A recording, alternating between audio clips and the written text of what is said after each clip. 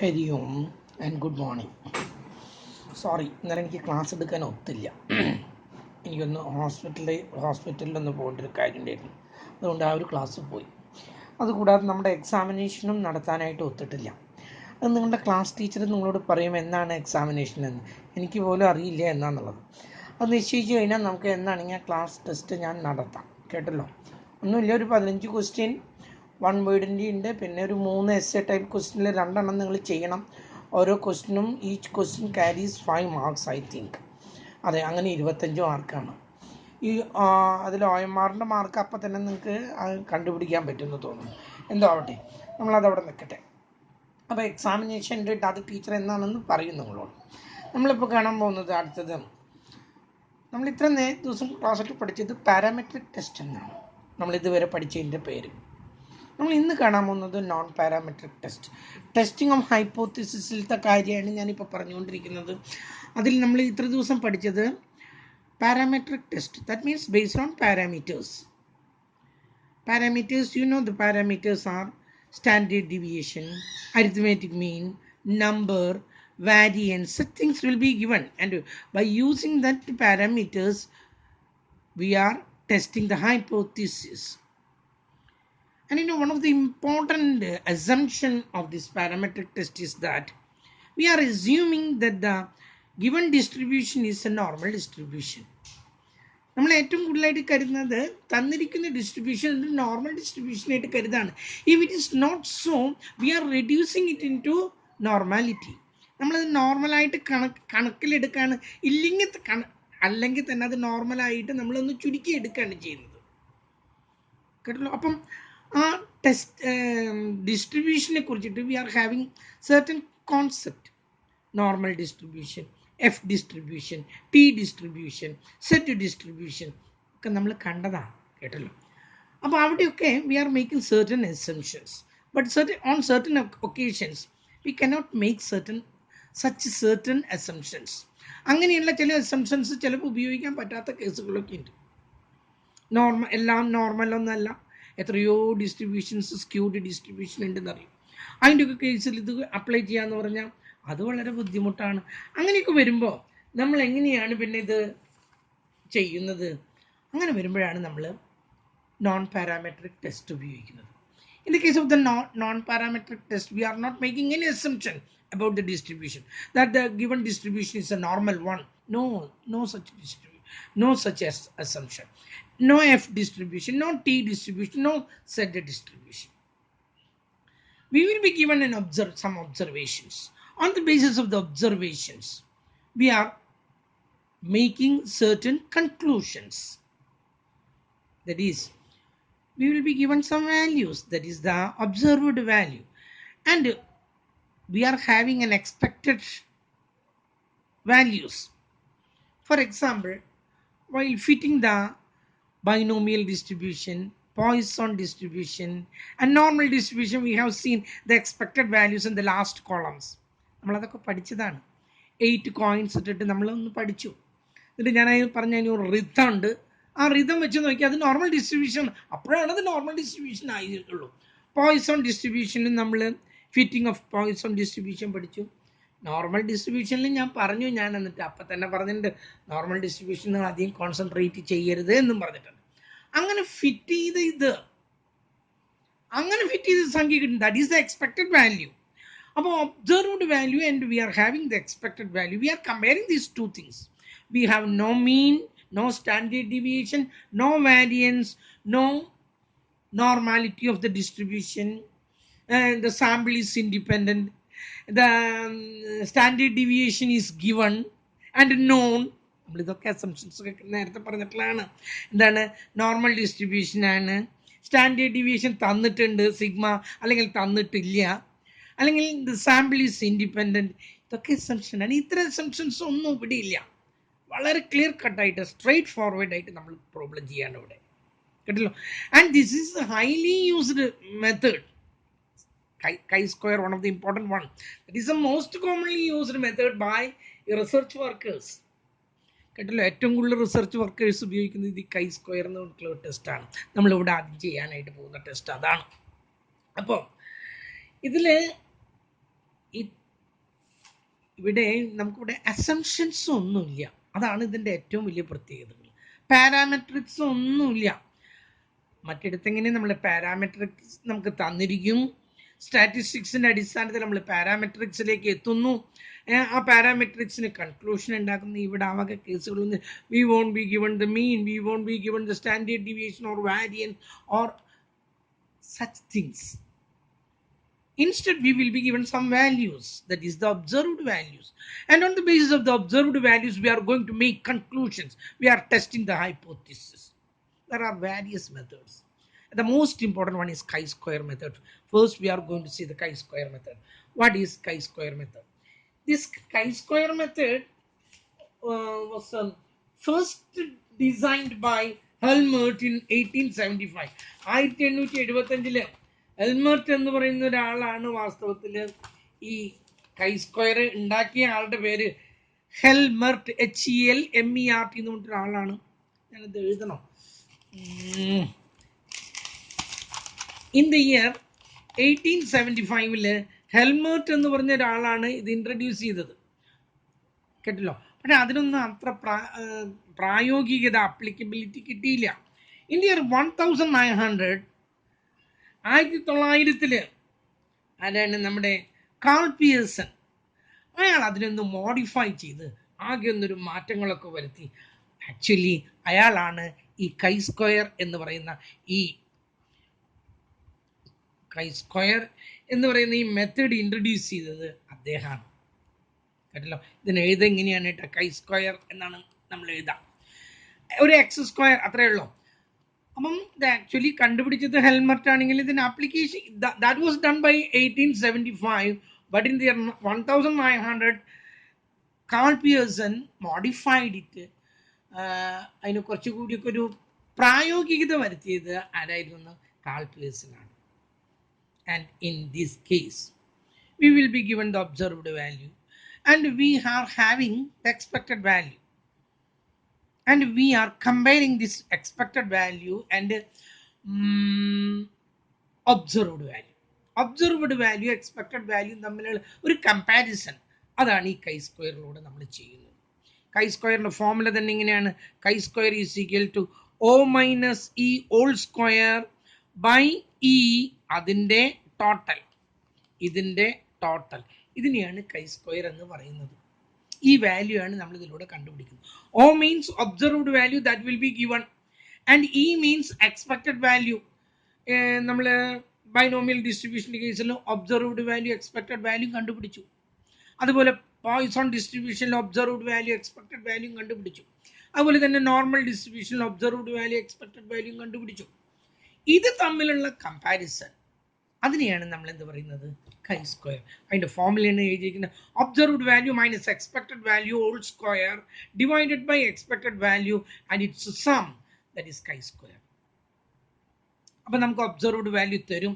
Expected value binomial ഡിസ്ട്രിബ്യൂഷനിൽ apply ചെയ്യാം, Poisson ഡിസ്ട്രിബ്യൂഷനിൽ അപ്ലൈ ചെയ്യാം, നോർമൽ ഡിസ്ട്രിബ്യൂഷനിൽ അപ്ലൈ ചെയ്യാം. അസംഷൻസ് ഒന്നും ഇല്ല കേട്ടോ ഇവിടെ. In ചില കേസുകളിൽ expected values can be calculated by ourselves. In certain cases we will be given clues. In certain cases we won't be given clues. In that cases we will find the average. That depends. അത് പല കാര്യങ്ങളെ ആശ്രയിച്ചിട്ടാണ് അത് നിൽക്കുന്നത്. അപ്പം chi square എന്താണെന്നുള്ളതിനെ കുറിച്ചിട്ടുള്ള ഒരു ചെറിയ ധാരണ ഞാൻ നിങ്ങൾക്ക് തന്നു. ഇനി നമ്മൾ കാണാൻ പോകുന്നത് ഏതൊക്കെ തരത്തിൽ, what are the different types of chi-square. chi-square പലതരത്തിലുള്ളതാണ് ഉണ്ട്. First one is test of goodness of fit. അതാണ് ആദ്യത്തേത്, test for goodness of fit. രണ്ടാമത് പറയുന്നത്, ഞാനതൊന്ന് എഴുതണം അവിടെ, test of goodness of fit. ഒന്നാമത്തെ test of goodness of fit. ഇതിൽ നമ്മൾ കുറച്ച് പ്രോബ്ലങ്ങൾ ചെയ്യും. എന്താണെന്നുള്ളത് ഞാൻ പറഞ്ഞുതരാം. Goodness of fit. രണ്ടാമത്തേത് പറയുന്നത് test of independence of attribute. Test of independence of attribute. മൂന്നാമത്തേത് പറയുന്നത് ടെസ്റ്റ് ഓഫ് ഹോമോജിനിറ്റി. ഇതൊക്കെ നമ്മൾ ആ പ്രോബ്ലം ചെയ്യുമ്പോൾ ഞാൻ ഒന്നും കൂടി പറയും. Test of homogeneity. And the last one is test for population variance. Population variance. നമ്മൾ ഇതിൽ 4 ചെയ്യുന്നുണ്ട്. അപ്പം ഞാൻ ഓരോന്നും പറയാൻ ഞാൻ ആദ്യത്തേത് നമ്മൾ കാണുന്നത് test of goodness of fit ആണ്. നമ്മളിവിടെ ഞാൻ പറഞ്ഞു ഒബ്സർവ്ഡ് വാല്യൂവും എക്സ്പെക്റ്റഡ് വാല്യൂ ആണ് കമ്പയർ ചെയ്യുന്നത്. ഈ എക്സ്പെക്റ്റഡ് വാല്യൂ കമ്പയർ ചെയ്ത് എന്തുമാത്രം deviation exist between this observed values and expected values. That is what we are going to see in the case of the goodness of fit. നമ്മൾ binomial ഡിസ്ട്രിബ്യൂഷനിൽ observed value കിട്ടി, അത് കഴിഞ്ഞിട്ട് നമുക്ക് expected value കിട്ടി. ഇവ തമ്മിൽ എന്തുമാത്രം ഡീവിയേഷൻസ് ഉണ്ട്, അതാണ് ഗുഡ്നെസ് ഓഫ് ഫിറ്റിൽ നമ്മൾ ചെക്ക് ചെയ്യുന്നത്. വല്ലാതെ ഡീവിയേഷൻസ് ഉണ്ടോ, ഇതാണ് നമ്മൾ ഗുഡ്നെസ് ഓഫ് ഫിറ്റിൽ. അത് നമുക്ക് ആദ്യം അതിൽ തൊട്ട് തുടങ്ങാം. അപ്പം നമ്മളിതിൽ ആദ്യമേ ചെയ്യേണ്ടത് ഫസ്റ്റ് സ്റ്റെപ്പ് എന്താണെന്നറിയോ? ആദ്യം തന്നെ നൾ ഹൈപ്പോത്തിസിസ് എഴുതി, ഓൾട്ടർനേറ്റീവ് ഹൈപ്പോത്തിസിസ് എഴുതി, അത് കഴിഞ്ഞിട്ട് നമ്മൾ പ്രോബ്ലം തുടങ്ങുന്നു. പ്രോബ്ലം തുടങ്ങുമ്പോൾ ചില കേസുകളിലൊക്കെ ക്ലൂസ് തന്നിരിക്കും, ചിലതിൽ ക്ലൂസ് തന്നിരിക്കില്ല. നമ്മുടെ ഫോമിൽ ഇതാണ്: chi square is equal to sigma O minus C whole square by E. അവിടെ നമ്മുടെ ഉത്തരമായി. ആ കിട്ടിയ വാല്യൂ പിന്നെ നമ്മുടെ ടേബിളിൽ കൈ സ്ക്വയറിന് വേണ്ടിയിട്ട് ഒരു പേജ് ഉണ്ട്. അതിൻ്റെ പേജിൻ്റെ നമ്പർ ഇതാ, പേജ് നമ്പർ 14 കൈ സ്ക്വയർ കിടക്കുന്നത്. കൈ സ്ക്വയറിന് മുകളിലും വാല്യൂ ഉണ്ട്, താഴെയും വാല്യൂ ഉണ്ട്. കണ്ടുപിടിക്കുന്നത് നമ്മൾ ഓരോന്നിനും വ്യത്യസ്ത രീതിയിലാണ്. അത് നമ്മൾ അവിടെ അതിൻ്റെ ലെവൽ ഓഫ് സിഗ്നിഫിക്കൻസ് എന്താണെന്നുള്ളത് പറയും. നമ്മുടെ ഈ പാരാമെട്രിക് ടെസ്റ്റിൻ്റെ ഒരു പ്രത്യേകത, അത് അതിൻ്റെ ചില സമയത്ത് what is the difference between the parametric test and the എന്താണ് നോൺ പാരാമെട്രിക് ടെസ്റ്റ് എന്നൊക്കെ പറഞ്ഞിട്ട് ഒരു മിനിറ്റ്.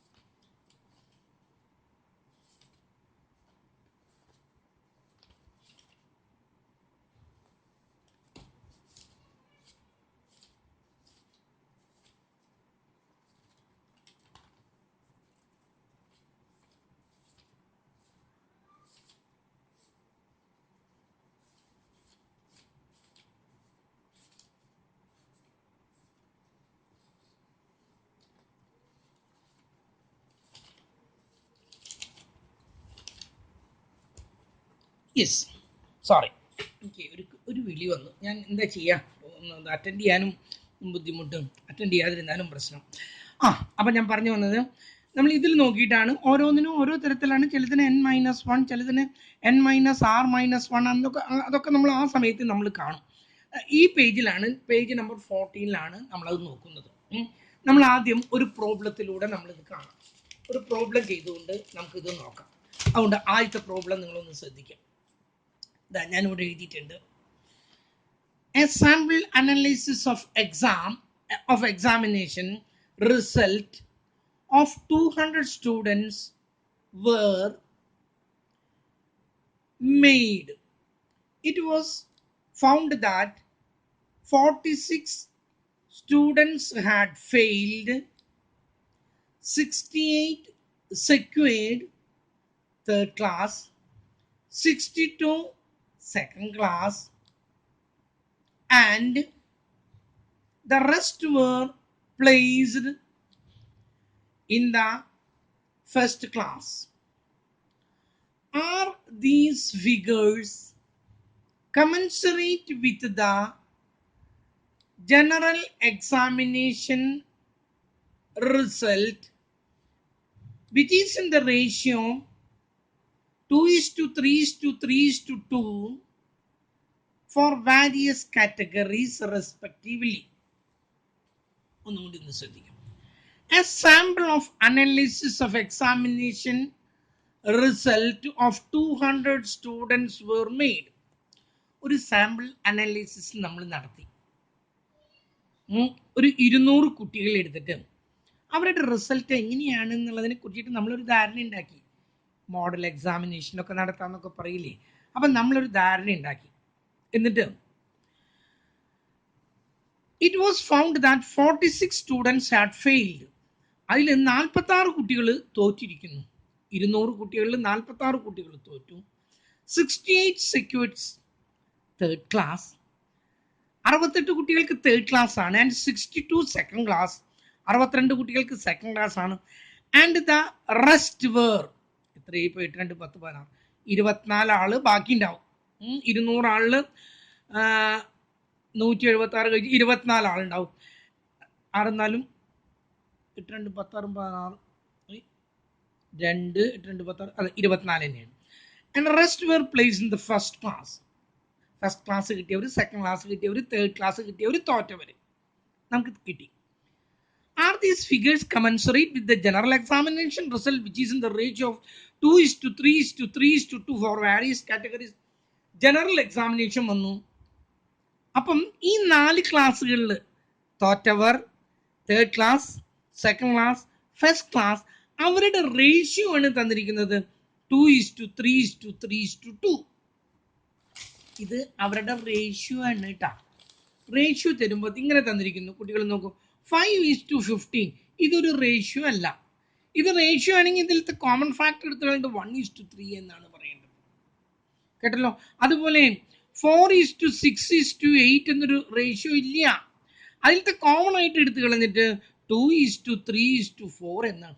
ഇങ്ങനെയാണ് പറയാം. അപ്പം ഇത് ആക്ച്വലി ഇതല്ല ഫിഗേഴ്സ്. 2:3:3:2 എന്ന് പറഞ്ഞാലേ 10 കുട്ടികളാണ് എങ്കിൽ 2 ആള് തോറ്റു, 3 ആൾക്ക് തേർഡ് ക്ലാസ്, 3 ആൾക്ക് സെക്കൻഡ് ക്ലാസ്, 2 ആൾക്ക് ഫസ്റ്റ് ക്ലാസ്. ഇങ്ങനെയായിരുന്നു. ഈ 200 കുട്ടികളെ നമ്മൾ 10 കുട്ടികളാക്കുകയാണെങ്കിൽ 2 ആള് തോറ്റു പരീക്ഷയ്ക്ക് ജനറൽ എക്സാമിനേഷന്, 3 ആള് തേർഡ് ക്ലാസ്, 3 ആള് സെക്കൻഡ് ക്ലാസ്, 2 ആള് ഫസ്റ്റ് ക്ലാസ്. ഇങ്ങനെയാണ് തന്നിരിക്കുന്നത്. ഈ ഫിഗറും നമുക്ക് നമ്മളൊരു എക്സാമിനേഷൻ നടത്തിയല്ലോ, മോഡൽ എക്സാമിനേഷൻ, അതിൻ്റെ ഒരു സാമ്പിൾ എടുത്തിട്ട് അത് രണ്ടും യോജിച്ചു പോകുന്നുണ്ടോ? ഇതാണ് കമൻസ്. ആർ ദീസ് ഫിഗേഴ്സ് കമൻസറേറ്റ് എന്ന് പറഞ്ഞാൽ ഈ 2 ഫിഗറുകളും യോജിച്ചു പോകുന്നുണ്ടോ? 200 കുട്ടികളല്ല അവിടെ ഉള്ളത്. ചിലപ്പോൾ 2000 കുട്ടികളുണ്ടാവും, ചിലപ്പോൾ 1600 കുട്ടികൾ ഉണ്ടോന്ന് അറിയില്ല. അതുപോലെ ഇവിടെ 10 കുട്ടികളല്ല. 10 കുട്ടികളാണെങ്കിൽ 2 കുട്ടിക്ക് തോറ്റു, 3 ആൾക്ക് തേർഡ് ക്ലാസ്. എങ്ങനെയാണ് നമുക്ക് ഈ 200 കുട്ടികളെ വെച്ചിട്ട് ഇതൊന്ന് നോക്കാം. അതാണ് നമ്മുടെ എക്സ്പെക്റ്റഡ് വാല്യൂസ്. അപ്പൊ ഞാൻ ആദ്യം തന്നെ നമ്മുടെ ഒബ്സർവ്ഡ് വാല്യൂസ് ആ കോളത്തിൽ നമ്മൾ എഴുതുന്നത് O എന്നാണ് നമ്മൾ എഴുതുന്നത്. O എഴുതാണ്. ഓയിൽ എന്തൊക്കെയുണ്ട്? എത്ര കുട്ടികളാണ്? 46 ആൾക്ക് 46 ആള് എക്സാമിനേഷനിൽ തോറ്റിരിക്കുന്നു. പിന്നെന്താ പറഞ്ഞത്?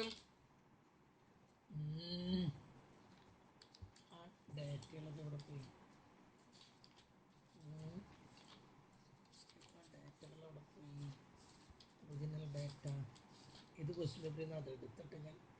യെസ്, 46 ആള് തേർഡ് ക്ലാസ്സുകാരാണ്. തന്നിട്ടുള്ളതാണ് 68 ആൾക്ക് 46 ആള് തോറ്റു, 68 ആൾക്ക് തേർഡ് ക്ലാസ്, 62 ആൾക്ക് സെക്കൻഡ് ക്ലാസ്, 200 ബാക്കിയുള്ളതാണ് 24. ഇവരുടെ ടോട്ടൽ നമ്പറാണ് 200. കണ്ടല്ലോ. ഇങ്ങനെയാണ് നമുക്ക് തന്നിരിക്കുന്നത്. നമുക്ക് ഇതിൽ നിന്ന് എക്സ്പെക്റ്റഡ് വാല്യൂസ് എങ്ങനെ കണ്ടുപിടിക്കുക എന്നുള്ളതാണ്. എക്സ്പെക്റ്റഡ് വാല്യൂസ് കണ്ടുപിടിക്കണമെങ്കിൽ അതിന് ചെയ്യുന്നത്, ഇത് 200 കുട്ടികളുടെയാണ്, ഈ തന്നിരിക്കുന്നത് എത്രയാണ്? 10 കുട്ടികളുടെയാണ്.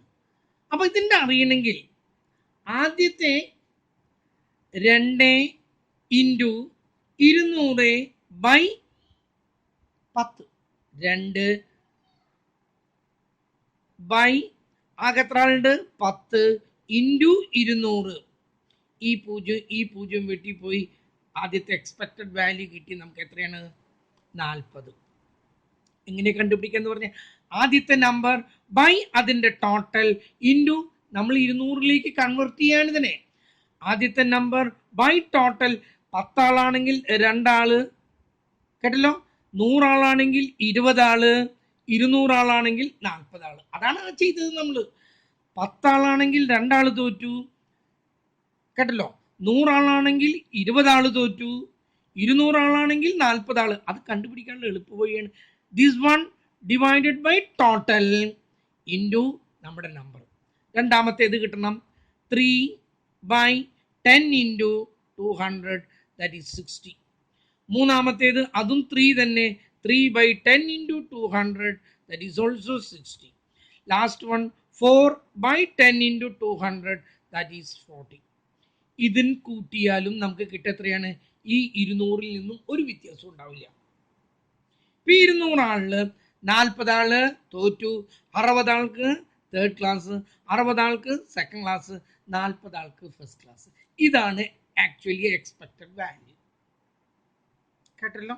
അതിന്റെ റേഷ്യോ ആണ് തന്നിരിക്കുന്നത്. നമുക്കൊരു ക്ലൂ തന്നിരിക്കുകയാണ്. ഈ ക്ലൂ വെച്ചിട്ട് നമ്മൾ ഈ 200 ആൾക്കും എങ്ങനെയാണ് കണ്ടുപിടിച്ചു. ഇനി ഇത് തമ്മിലുള്ള വ്യത്യാസങ്ങൾ ആദ്യം നമ്മൾ കാണുന്നത് O മൈനസ് ഇ. 46 നിന്ന് 40 പോയാൽ 6, 68 നിന്ന് പോയാൽ 8, 62 നിന്ന് 60 പോയാൽ 2, 24 നിന്ന് 40 പോയാൽ 16. ഓക്കെ, ഇനി ഇതിന്റെയൊക്കെ സ്ക്വയർ കാണാണ്. O minus E whole square. 6-ന് 36, 8-ന് 64, 2-ന് 4, 16-ന് 256, 256. ലാസ്റ്റ് കോളം, സോറി, നോക്കൂ, ഇതിൽ നിന്നും ഇത് കുറച്ചു 6, ഇത് 68-ൽ നിന്ന് 60 കുറച്ചു 8, 62-ൽ നിന്ന് 60 കുറച്ചു 2, 24-ൽ നിന്ന് 40 കുറച്ചു 16. അടുത്ത് ഇതിന്റെയൊക്കെ സ്ക്വയർ കണ്ടു, അതാണ് എഴുതിയിട്ടിരിക്കുന്നത്. Last column O minus E whole square നമ്മൾ കണ്ടുപിടിച്ചിട്ടുണ്ട്. ഓരോന്നിനെയും ഇ കൊണ്ട് ഡിവൈഡ് ചെയ്യാം. 36-നെ ആദ്യം ഇ കൊണ്ട് 40 കൊണ്ട് നോക്കൂ. 36 ഡിവൈഡഡ് ബൈ 40 ദാറ്റ് ഗീവ്സ് 0.9. ആദ്യത്തേത് എഴുതി 0.90, 2 ഡിജിറ്റ് വരെ കാണുന്നത്. അടുത്ത എത്രയാണ്? 64 ഡിവൈഡഡ് ബൈ 60, 64 ഡിവൈഡഡ് ബൈ 60. അപ്പൊ എത്ര കിട്ടുന്നത്? 1.066 എന്നുള്ളതിന് പകരം 1.07 എന്നെടുത്തു. അടുത്തതും 1.0, അയ്യോ ഞാൻ എഴുതിയത്. അടുത്തത് 4 divided by 60 divided by 60 that gives 0.0666 എന്നാണ്. അതിന് പകരം 0.7 എന്നാക്കി എടുത്തു. 0.7 എന്നാക്കി എടുത്തു. Last one 256 divided by 40 that gives 6.40. ഇനി ഇതെല്ലാം കൂടി കൂട്ടുന്നു. 7 7 14, 5 9 5 14, 6 1 7 1 8, 8.44 എന്ന് കിട്ടി. അപ്പൊ അത് അവിടെ എഴുതി നമ്മൾ കൈ സ്ക്വയർ ഈസ് ഈക്വൽ ടു 8.44. ഇത് എഴുതുന്നതിന് മുമ്പ് നമ്മളൊരു തെറ്റ് വരുത്തി. നമ്മൾ ആദ്യം ഇവിടെ എന്ത് കാണിക്കണം? ഇവിടെ എഴുതേണ്ടത് കേട്ടോ. ആദ്യം നമ്മൾ ഇത് എഴുതിയിട്ടാണ് തുടങ്ങുക. നൗ ഹൈപ്പോത്തീസിസ് എഴുതി. എന്താണ്? ദ ഫിഗേഴ്സ് ക്വസ്റ്റ്യനിലുണ്ട്. Are these figures commensurate with the general exam result? അപ്പൊ എന്താണ്? ദ ഫിഗേഴ്സ് ഇത് അവിടെ എഴുതി വെക്കേണ്ടതാണ് കേട്ടോ. ഫിഗേഴ്സ് കമൻസറേറ്റ് യോജിച്ചു പോകുന്നു. Commensurate with general exam. Okay, commensurate with general exam. H1 നമ്മൾ എന്താ എഴുതാ? The figures does not commensurate. The figures are the figures do not commensurate with the general exam result. General exam അത്ര മതി. ഇനി നമുക്ക് കാണേണ്ടത് ഇതിന്റെ ഡിഗ്രി ഓഫ് ഫ്രീഡം ആണ്. ഇതിന്റെ ഡിഗ്രി ഓഫ് ഫ്രീഡം എന്ന് പറയുന്നത് n-1 ആണ്. ആകെ എത്ര ഫിഗർ തന്നിട്ടുണ്ട്? ഡിഗ്രി ഓഫ് ഫ്രീഡം ഞാൻ DF എഴുതുന്നുള്ളൂ കേട്ടോ. n-r-1 ആണ്. അതൊന്നും വേണ്ട. n-1 എത്ര എണ്ണം ഉണ്ട്? 4. 4-ൽ നിന്ന് 1 പോയി എത്രയാണ് കിട്ടുന്നത്? 3 ആണ് നമുക്ക് എന്ത് കിട്ടുന്നത്? ഇനി 0.5 ആണ്. അപ്പൊ നമ്മൾ കാണാൻ അടുത്ത സ്റ്റെപ്പ് എഴുതി. കാൽക്കുലേറ്റ് ദ ടേബിൾ വാല്യൂ ഒന്നും തന്നിട്ടില്ലെങ്കിൽ എത്രയാണ്? At 5% level of 5% level of significance and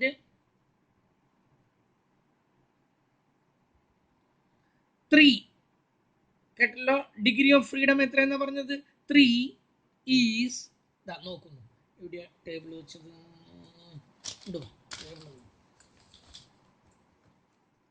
degree കൈ സ്ക്വയറില് 0.05 3യുടെ നേരെ 3 ഇവിടെയാണ് നോക്കേണ്ടത്. ആ ഡി എഫ് എന്ന് കണ്ടല്ലോ, ഡിഗ്രി ഓഫ് ഫ്രീഡം. ഇവിടെ ലെവൽ ഓഫ് സിഗ്നിഫിക്കൻസ് 0.01 0.025 അങ്ങനെ വരുന്നു. നമുക്ക് ആവശ്യം 0.5 ആണ്. അതിന്റെ നേരെ 3 നോക്കി 7.815 നോക്കൂ. ഇതാണോ വലുത്? കാൽക്കുലേറ്റഡ് വാല്യൂ 8.44 ആണോ വലുത്? ഇതാണോ വലുത്? കാൽക്കുലേറ്റഡ് വാല്യൂ ആണ് വലുത്. അപ്പം നമ്മൾ താഴെ എഴുതി സിൻസ് കാൽക്കുലേറ്റഡ് വാല്യൂ, ഇതൊക്കെ കുറേ പ്രാവശ്യമായിട്ട് എഴുതുന്നതാണ്. Since calculated value is greater than table value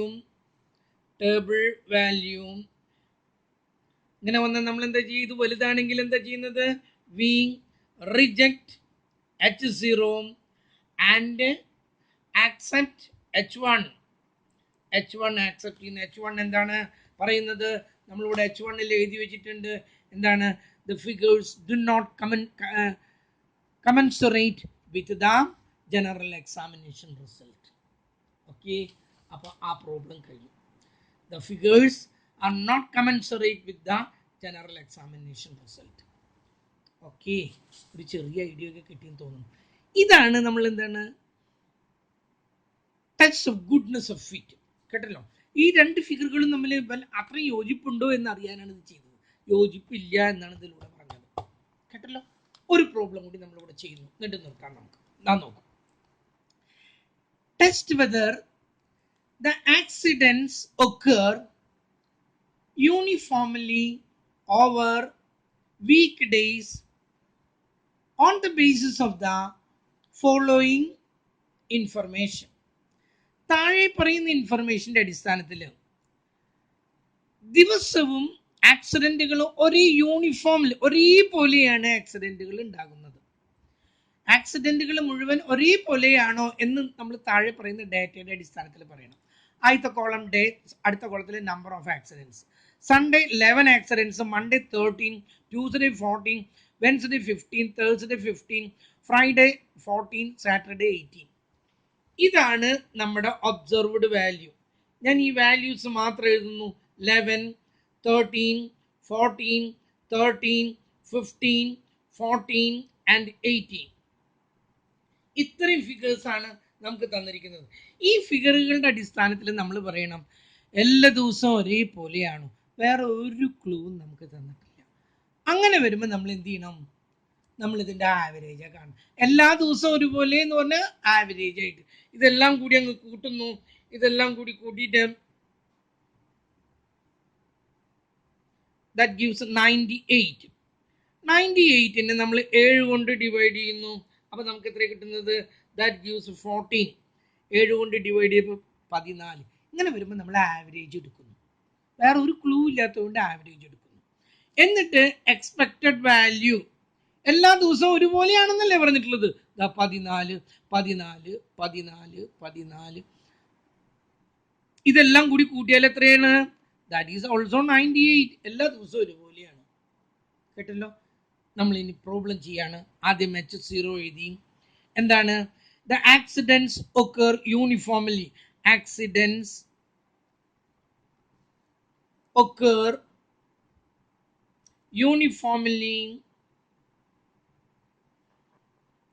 uniformly on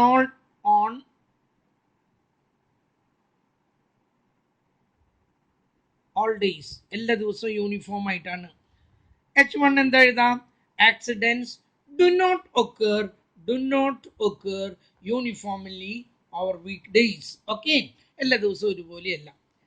data കിട്ടി. അടുത്ത കോളം കാണുന്നു. O minus E that is -3. ഇവിടെ -1, ഇവിടെ 0, -1, ഇവിടെ 1, ഇവിടെ 0, ഇവിടെ 4. അതിൻ്റെയൊക്കെ സ്ക്വയർ കാണുന്നു. 3ക്ക് 9, 1, 0, 1, 1, 16, 16, 17, 18, 28. അത് കൂട്ടേണ്ട കാര്യമില്ല. O minus C whole square divided by E. 9നെ ആദ്യം 14 കൊണ്ട് ഡിവൈഡ് ചെയ്തു. 9 ഡിവൈഡഡ് ബൈ 14, ദാറ്റ് ഗീവ്സ് 0.64. 0.64. അടുത്തത് 1നെ ഡിവൈഡഡ് ബൈ 14, അപ്പോൾ എത്ര കിട്ടുക? 0.07. 0.07.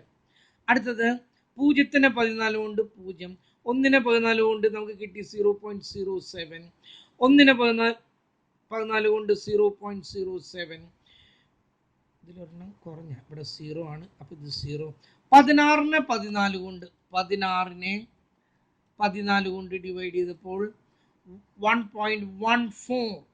1.14. 1, 2, 3, 4, 5, 6, 7. ഒന്ന് കൂട്ടട്ടെ. 0.64 plus 0.07 plus 0.07 plus 0.07 plus 1.14, that gives 1.99. 1.99 എന്ന് പറഞ്ഞാൽ that is 2. No doubt in it. That is equal to 2. 1.99 2 എത്രയെങ്കിലും ആയിക്കോട്ടെ. ടേബിൾ വാല്യൂ കണ്ടുപിടിക്കണം. അതിന് മുൻപ് നമ്മൾ ഡിഗ്രി ഓഫ് ഫ്രീഡം കാണുന്നു. ഡിഗ്രി ഓഫ് ഫ്രീഡം എന്താ? എത്ര സംഖ്യ ഉണ്ടെന്ന് നോക്കി. 1, 2, 3, 4, 5, 6, 7. 7 മൈനസ് 1 എത്രയാണ്? 6 കിട്ടി. ഇനി നമ്മൾ ടേബിൾ വാല്യൂ കണ്ടുപിടിക്കാണ്. ടേബിൾ വാല്യൂ അതൊക്കെ നിങ്ങൾ എഴുതാം. At 5% level of significance and degree of freedom എത്രയാണ്? 6 ഈസ് ടേബിൾ വാല്യൂ. ടേബിൾ എടുത്തു. 0.5ന്റെ നേരെ താഴെ 6ന്റെ നേരെ നോക്കി. എത്ര കിട്ടിയത്? 12.592. 12.592 കേട്ടല്ലോ. ഞാനിവിടെ എഴുതി 12.592. നോക്കി ഏതാ വലുത്? ഇത് 2ആണ്, ഇത് 12ആണ്. നമുക്ക് ടേബിൾ വാല്യൂ കിട്ടിയിരിക്കും, അല്ല കാൽക്കുലേറ്റഡ് വാല്യൂ കൈ സ്ക്വയർ ഞാനിവിടെ എഴുതിയിടുന്നു. Chi square is equal to 2. Table value 12. ഇത് ചെറുതാണ്, അപ്പം എഴുതി നമ്മൾ. സിൻസ് കാൽക്കുലേറ്റഡ് വാല്യൂ ഒക്കെ നിങ്ങൾ എഴുതാം. Value less than table value, we accept H0. H0 എന്താ പറയുന്നത്? Accidents occur uniformly over weekdays. Accidents occur uniformly over weekdays. That's all for today. കേട്ടോ? ഇന്ന് ഇത്ര മതി. കേട്ടല്ലോ? അടുത്ത ദിവസമായി. ഓക്കെ, ഞാൻ ഇതിലേക്ക് ഹോംവർക്ക് ഉണ്ടോ എന്ന് നോക്കട്ടെ, എന്നിട്ട് ഞാൻ തരാം. കേട്ടോ?